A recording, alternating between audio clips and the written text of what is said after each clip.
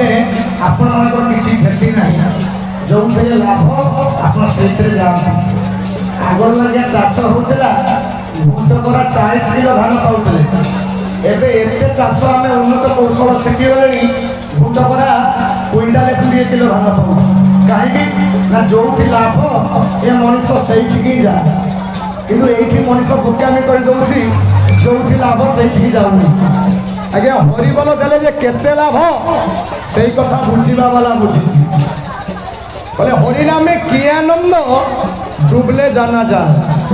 हरिनाम कि आनंद अच्छी थे ता भर को पशिले जाना आज हरिनाम को भितर न पशि से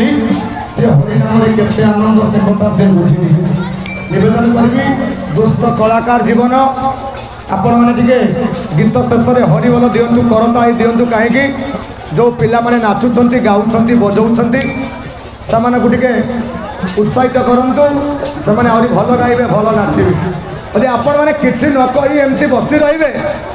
ताले मन दुर्बल होमती आज्ञा गाँव में गोटे गाँवी ढग कह जाए जदि गुदुरा को ठुटा को पवना कहवा सी पहाड़ डेईज ना कि जदि किसी न कहवा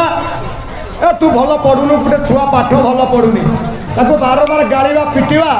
से जमा भल पड़ोनी कहवा ना छुआ तोर हम हम से भल पड़ो से कलाकार मैंने केवल गोटे जिनिस चाहती आपण पाखर टे करता